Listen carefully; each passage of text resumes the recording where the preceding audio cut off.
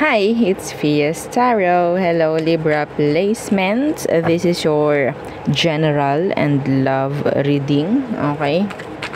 So, ngayong December. Yeah. Okay. So, syempre, before tayo mag-start, kung hindi ka pa nakakapag-subscribe, please do subscribe and hit the notification bell para lagi po tayo maging updated sa mga mangyayari pa lang. And kung may tanong pagdating sa private reading, just message me sa akin pong FB page for more info. And yes, kung meron pong mga tanong rin pagdating sa ating mga items, no, yung ating protection from evil eye, meron tayong ring, meron tayong bracelet, okay, meron tayong necklace. Okay?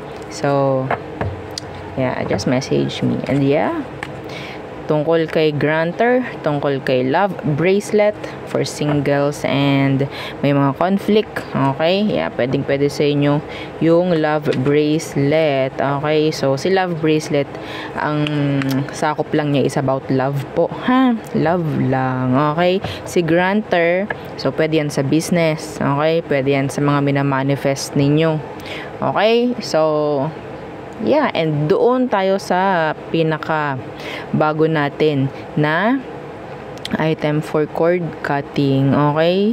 So, ito siya. Pakita ko sa inyo. Medyo bulky. Meron siya mga stones. Okay, so ito siya. See? Okay, this is unisex. Okay, so for cord cutting, message lang po kayo sa FB page. Okay? Para maibigay yung details ni cord cutting. Okay?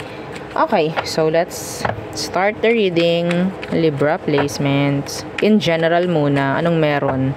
Energy ngayong December for Libra placements. Okay? Libra, Sun, Moon, Rising, Venus, and the North Node. Let's see anong meron sa'yo, Libra. Libra. Okay. Four of Wands in reverse. Some of you, this is talking about pwedeng paglipat ng bahay, paglipat ng pinagtatrabahuhan. Parang may mga ganyan, okay? That's specific. Yeah, the Four of Wands in reverse. Pwedeng may mga babaguhin, okay? Yeah, death. See? May mga babaguhin. Whether, sabihin natin, kung dati is napaka-unstable, by December, nakakita ko ng pagbabago. Ano bang meron? Pwedeng maging stable, pwedeng may maging energy ng consistency. Okay? Hindi na ganoon na parang sobrang ganit, no? Kung saan mga aspeto yan. Yeah. This is talking about changes. Pwedeng, yeah, specific. Meron kayong babaguhin sa bahay nyo. Some of you, this is talking about renovation. Okay? Decorating, yeah, some of you. Okay, merong lilipat ng apartment, may lilipat ng pinagtatrabahuhan, like that. Okay, so I'm seeing some of you migrating. Okay, yeah, energy ng migration, parang ganyan. So what else for Libra? Two of Swords. Iba dito ha, nakakita ko ng energy ng breakup. Sa totoo lang, separation maybe. Okay, what's with this Two of Swords? So this is decision. The Nine of Swords. Decision na pwedeng sabihin natin para sa peace of mind. Okay, gagawa kayo ng mga decision na pwedeng para sa peace of mind mo. Okay, so ano tong Nine of Swords in reverse? I don't know, ano tong Two of Swords? Anong decision to? Tungkol saan? Pero yeah, in general, decision na gagawin para may alis sa mga isipin, sa mga stress, yung sarili mo. Okay? Yeah, the Queen of Pentacles. Oh! This is saying no, I think. Okay? This is not, this is being not available as always, no? May mga babaguhin ka. Pwedeng ikaw itong naging open and present and available nung mga nakaraan. And now, may chance na pwedeng tawag dyan, say no ka na, no? Matututo ka na, maybe. So, may mga babaguhin pagdating dun sa kaperahan. Some of you, andito yung may babaguhin ka pagdating sa magiging health conscious ka. Okay, nandyan yung nakikita ko sa inyo na pwedeng pipiliin mo na kung ano yung mga kinakain mo, mga ganong bagay. Okay, by December. Yeah. ngayong December.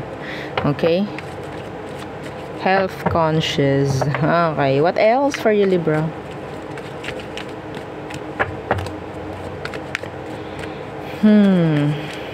Okay. The Eight of Swords. What's with that Eight of Swords? The Empress. Oh, yeah. This is like energy ng getting out of your comfort zone. Parang mga ganyang bagay. Okay? Asahan nyo, may mga may inggit. May mga bubwisit. Okay? What's with this Eight of Swords? Some of you, there's this energy of pregnancy. Okay? What's with this Eight of Swords? Yeah, the Lovers. Iba sa inyo po, ha? Okay? Kung nung mga nakaraan, hindi kayo nagkakasundo ni person pagdating dyan sa pagkakaroon ng anak, may chance ngayong December. Okay? Magkakaroon na ng pag-open up. Something like that. The Page of Cups. Yeah, may pag-open up na. Okay? So, I think merong matutuloy na mga pagbubuntis or may mga mabubuntis dito by December. Okay? May mapapag-usapan. Okay? Iba rito by December, specific rin, may mga nakatago ritong pregnancy. Or may mga itatago. Okay? Yeah. Yeah, the King of Pentacles in reversed. So, some of you, I'm seeing you pwedeng ang tawag dito, magpuputol ka ng buhok mo. Okay, may mga babaguhin ka sa looks mo, appearance mo ngayong December. Okay? Yeah.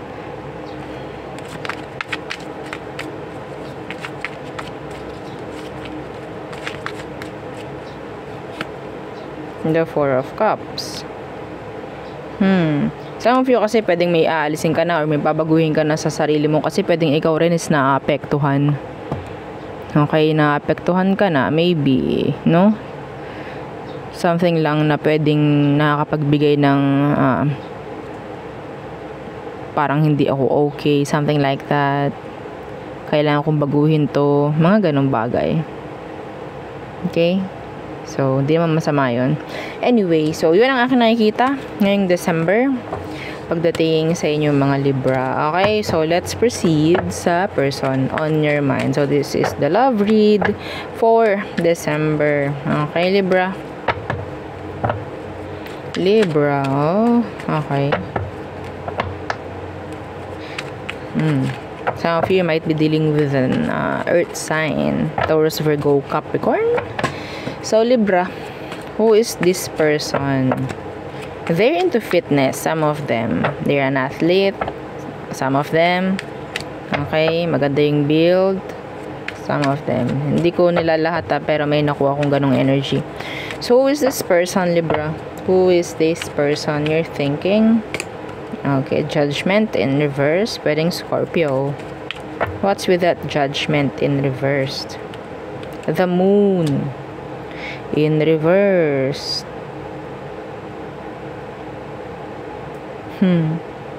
I think meron na itong ibubunyag na dati is parang hindi ko nakikita na nagbibigay ng clarity sa'yo tong taong to. Water, Earth, Scorpio, Pisces. Mag-open up tong taong to. Or maybe you want this person na mag-open up sa'yo. They're hard-headed. Okay? Hindi mo to makokontrol, Libra. Hindi mo siya pwedeng kontrolin. Hindi mo siya pwedeng sabihan na ano ba, sabihin mo na kasi. No, hindi mo siya pwedeng ganunin. Okay? It's like depende sa kanya kung gusto niya. Yeah, see the Ace of Swords in reverse. For me, merong mga nakatago or pwedeng hindi kanya binibigyan ng answers. Now, ang nakikita ko, may chance na itong taong to is gagawa na ng kalinawan. Okay? Sa'yo. Ano bang situation nyo? Anong situation? May malalaman ka dito or pwedeng may nalaman ka sa kanya? May mabubunyag? or may gagawin lang na action itong taong to. Something lang na pwede ring meron ka napapansin na sa kanya na may mga pagbabagong nangyayari. Okay? The way na pwedeng open siya ngayon, unlike before. Transparent, unlike before. Okay? Let's see. Anong situation ninyo ngayong nitong person na to? The Empress in reversed. Okay, Virgo, Taurus, Libra. Okay, the Empress in reversed and the Queen of Wands. So, yeah. The Empress in reverse, pwedeng sa situation dati, pwedeng walang nangyayari, walang progress, walang improvement. So, sa sitwasyon ngayon, pwedeng may nangyayari na. Okay? Pwedeng meron ng sabihin nating may a-action. Kung ano man to, yeah, the Eight of Pentacles, this is work, this is effort, putting effort maybe. Some of you pwedeng same gender kayo nitong person. Okay, the Two of Cups inversed. Malayo pa ha, malayo pa ang emosyon dito, or sabihin natin hindi pa ganun kaklaro. Pero may mga nangyayari na pagdating sa situation ninyo sa ngayon. Okay? See, the Lovers in reverse. Alam mo, Libra, meron ditong na-intimidate actually. Feeling intimidated. Yeah.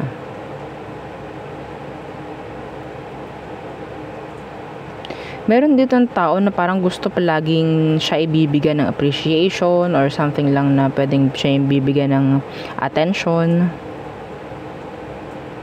Okay?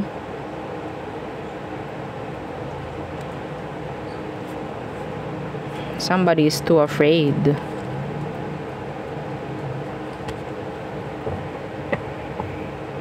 This is deep. Anyway. Ano bang emosyon nitong taong to sa'yo, Libra?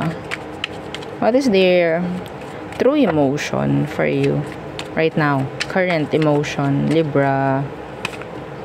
The Five of Cups. Some of them, they're upset. Okay, sa kung anong ginagawa nila sa ngayon. Kung hindi pa nila sinusubok na maging open sa'yo, they're upset. Okay, andun yung regrets, nandun yung panghihinayang rin. Okay? Yeah, the Eight of Cups in reversed. Kasi para siyang urong sulong. Yeah, para siyang urong sulong. Sa ngayon po ha, kung sa tingin ninyo may ginagawa na tong taong to, may improvement ng ginagawa sa sitwasyon, alam kasi nila na pwedeng mag-regret sila, okay, sa future kung hindi sila gagawa ng action towards you. Okay, they're coming back, some of them. Kung meron kayong separation nitong taong to, they're going back. They're returning. Okay? And yeah. Kailangan nila yun dahil alam nila na malaki yung mawawala sa kanila. Okay? Alam nila yung worth mo. Alam nila yung value mo. So that is why. Okay? Itong taong to, kung hindi pa siya gumagawa ng pagbabalik or hindi pa siya nagbabalik nga, they're upset. Nainis sila sa sarili nila, nabubuwisit sila sa sarili nila kasi bakit ba ganun hindi ko magawa? Nakakatakot si Libra. Parang ganun. Baka hindi ako i-accept. Yung mga ganun sila. Okay? Pero gusto kong pumalik. Gusto kong makipag-ayos. Gusto kong makipag-reconnect uli kay Libra. Yeah. So, let's see. Let's see anong kanyang next action towards you this December. Next action. See, they want to reconnect. The Lovers. They want to reconnect. They want to have a relationship with you if ever. Okay, what's with that? Lovers. The Seven of Wands. Pinipigil nga. Yeah, there's this tension. Oo, there's this tension. Natatakot siya. Some of you, there's this blockade. Siya, the Queen of Swords, takot. Okay, some of you, galit. Pwedeng hindi siya ganun kahanda sa mga pwede mong ibato dito sa kanya. If ever, they're afraid. Some of them talagang sarili na lang nila yung sinasabotahe nila. Sa totoo lang, sila mismo yung gumagawa ng blockage. Okay? Sila mismo gumagawa ng blockage dito. Yes.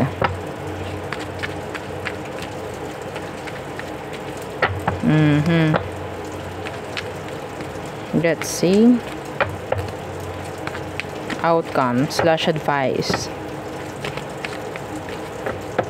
May papatunayan to, Libra. Meron siyang parang effort na gagawin talaga. Okay? Kahit natatakot siya. There's tension here. A lot of tension. Okay. Outcome/advice for you, Libra. The world in reverse. Okay. You have to heal. Some of you, there's this still unfinished business. Okay. Acceptance. Meron din dito. The world in reversed. Yeah, the Chariot. The Queen of Pentacles. This is paglayo, pag-alis. Okay. At hindi paghintay dito sa taong to. Yeah. Yeah, they know your worth. They know your value. Okay na yun. Wala ka nang kailangang patunayan dito, Libra. Okay? Pagpatuloy mo lang kung anong ginagawa mo sa ngayon. Lalo na kung ikaw ay nagkakaroon ng improvement, progress. Okay? The Six of Pentacles. Ikaw yung parang kakailanganin na ng taong to. Hindi na ikaw yung parang magmamakaawa pa. Okay? Yeah. Magkaroon ka ng direction. And iwanan kung anong mga nasa past. See? Justice. This is you. Justice will be served. They know your worth. They know your value. Okay? Yeah, this is you. Yeah. Ito yung parang papanumbalik mo sa kung anong dati ka, sa kung anong meron ka noon bago mo pa ito makilala itong taong to. Okay? Yeah. Some of you kasi may chance na isinantabi mo, no? Isinantabi mo yung mga bagay na ginagawa mo para dito sa taong to. Okay? Now, pwedeng kung may separation, binabalik mo lang, no, yung mga dating ginagawa mo. Okay? Ibinabalik mo lang yung dating ikaw bago mo makilala tong taong to. Yeah. Okay? So, kaya siguro ganon. They know your worth. They know your value. Iba ka. No? Parang ganon. Iba ka. So, there. Yeah. Yun ang akin nakikita for you. Let's proceed doon sa all signs for you, Libra. Okay. It's raining again. Oo. Bakit? May bagyo ba? Hindi ko alam. Oo. Okay. Let's see. Hindi na ako nakapanood ng balita. Sa totoo lang. Tapos sabi nung iba, di card mo. Di ikaw. Diba? Okay. So, let's see. Aries through Pisces. Okay, Aries. Oh, they're feeling hopeless. Taurus, they love you. Oh, nababaitan sa'yo si Taurus. Okay. Gemini, they're avoiding you. Some of you can't trust this Gemini. Cancer. So, they want to cooperate. They want good cooperation with you. Leo, they like you. Some of them, they just want to F. Yeah. They want sex. Okay? So, Virgo, there's this one-sidedness. Okay? Libra. Secrets. Okay, lies. Deception. Scorpio, they like you. Some of you, mayroong Scorpio dito nagkaka-crush sa'yo. Sagittarius, inconsistent. Capricorn, hard-headed. Okay? You can't control this Capricorn. Aquarius, they want to communicate. They want to see you. Pisces, they want commitments. Okay, they want commitments. So there, yeah, yun ang aking reading for you, Libra placements. Again, please don't forget to like, share, and subscribe, and follow our FB page. Thank you. Bye.